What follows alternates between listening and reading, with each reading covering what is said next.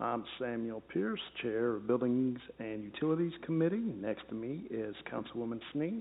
It is 6:11 on April 29th, and before us we have a recommendation to Council regarding the Director of Public Service and Safety to pay a total of $900,000 to Lytle Road Developers Limited, an Ohio limited liability company of Miamisburg, Ohio, for the city's sewer oversizing cost,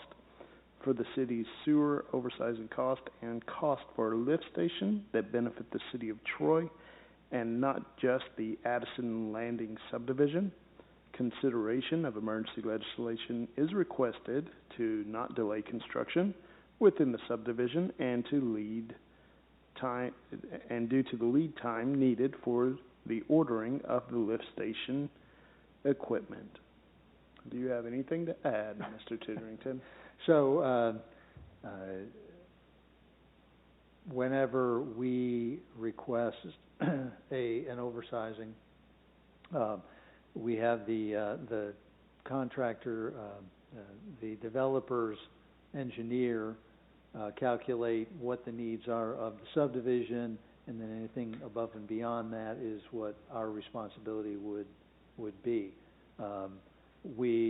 I would say routinely, but there are examples of when we will ask for oversizing of lines, of pump stations, or in this case, lift station.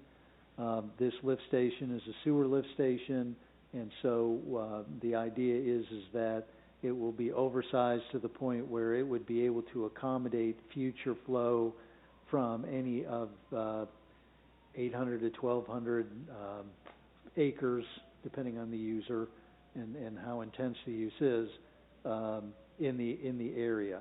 That is in the general area of the experiment farm industrial expansion area, and so oversizing is needed, and this is a good opportunity to do that.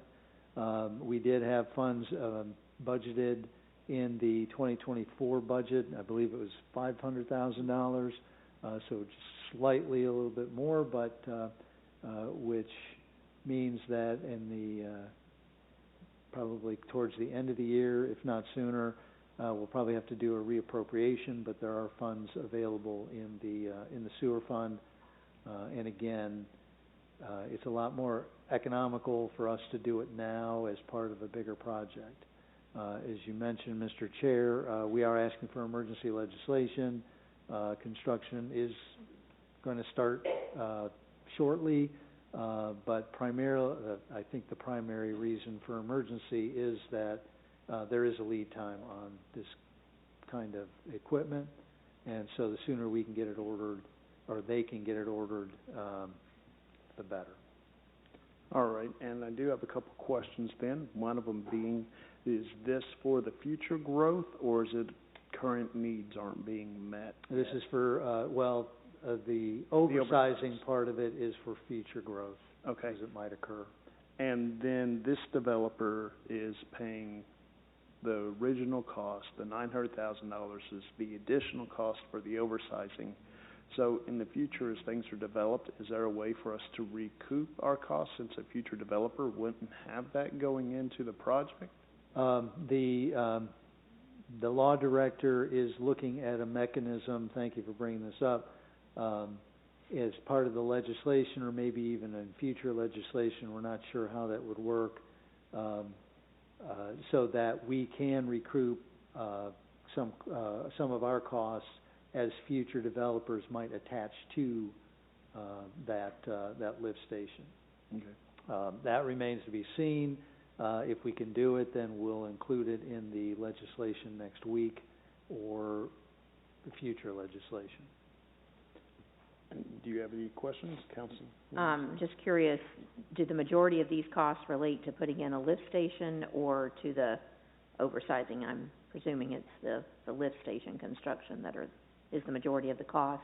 Well, the oversizing is the lift station, making the lift station bigger, okay, and deeper. Okay. Those two is what those two primary expenses are what's driving it. primary, yeah, Okay. and whatever components might be inside of them, maybe they have to be bigger, they have to have more of them Okay. as well. Just because I'm presuming that if the developer is putting things in, all the lines they're running and everything, they're paying for those costs? They are paying for everything associated with their subdivision. Right, except for Right. what we Lines, use for the future. lift station size that they would need, the depth that they would need, Mhm. and then the additional is what we're paying for. Right. I think your questions were my questions, so. I do have one more question as well. I know this is a projection, but do you know how soon that oversizing would pay off? Like how long till that area around there is developed? Really have no idea. It's making sure that we have the availability so that when that project or projects come to us, then we're in a position where we don't have to do additional infrastructure improvements. Thank you. Another thing then too, what's the zoning around there then for industrial? Okay. It's industrial and it's county zoning. Some of that land is adjacent to the city, but not in the city at this point. But it is identified as future industrial growth as part of our comprehensive plan. Thank you. Does anybody in the audience or council persons in the audience have questions?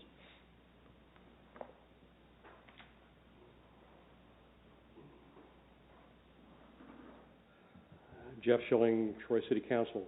I do have a question on the, is the contractor going to be paying prevailing wage on this part of the project? Yes. Okay, because I know we got into trouble several years ago on, yeah, you're checking with the boss. Yeah, she nodded, so yeah, we connected. Okay, so I know we got in trouble several years ago on one of our projects where they did the workforce but didn't pay the prevailing wage. Just want to make sure we were okay on that, so. We are. Yep. Okay, that's good, thank you. Yes. Steve Henderson at 975 Dickerson. I'm confused about the dollar amount. The original budget was 500,000. Now the 900,000 is in addition to the 500,000, or is the 500,000 part of the 900,000? It is part of the 900,000. We originally thought that it was going to be increasing by 400,000. Yes. All right, that's all I needed. Okay. Thanks. I was hoping it didn't double, triple, or whatever the math is. No, it did Thanks. not. If you just want to share for a minute, so Robert Hall, representing the development, is in the audience today if there were specific questions that you needed of him. Okay, thanks. Any other questions? What's your recommendation? Move forward as recommended with emergency. All right. Our recommendation is move forward as staff has recommended with emergency. Okay. And now the second item is to provide a recommendation to council regarding the authorization of Director of Public Service and Safety to enter into a water agreement with the Board of County Commissioners of Miami County, Ohio, and the municipality of West Milton, Ohio. Consideration of emergency legislation is requested as the agreement has expired. So this is a 20-year agreement. 20 years ago, a line was run between our corporate limits to out to West Milton to supply water to them. I believe they were having there was a decision point as to whether they should replace a plant or ended up buying in bulk from us. It is it has been a three-way contract for the 20 years. So the parties to the contract are West Milton, the county, and the city. It's worked very well. West Milton doesn't have any complaints at all. There was one minor modification that they requested, and that was rather than it being a full 20 years, that it be have a 20-year window. However, every 5 years that there be an automatic renewal, just to trigger any kind of discussions if there's any issues or opportunities or anything that the parties want to talk about. Very minor. Nobody had any problems with that. We certainly don't. The county did not either. And so that's the only change to this.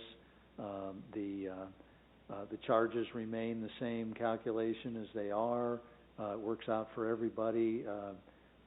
West Milton does recognize that it's still far cheaper than building their own water treatment plant, and that through the economies of scale by joining our system, it's worked out for everybody. Because the contract has expired, there was some additional time just going back and forth between the attorneys and making sure that all the parties were satisfied with the language. That's why it went beyond the end of December. We just continued the same contract, and you know, of course, didn't cancel anything or shut anybody's water off like the whole village. But we are asking for emergency legislation so we can get the new contract in place as quickly as possible. You said the same contract. Does that mean the rate is remaining the same, or is the rate changed? No, no, there's no change in the rate calculation. It's not a fixed rate. They base their rates off of what our rates are. I believe there's a 10% premium that they go through the county billing system for. So as our rates adjust, their rates adjust, but it nothing different. Okay. Do you have any questions, Councilwoman? I just noticed it mentioned that the average flow rate increased from 1 million gallons per day to 1.1. I'm assuming our capacity is plenty enough to meet that. It is adequate, yes. All right, thank you. No, that's all. Thank you.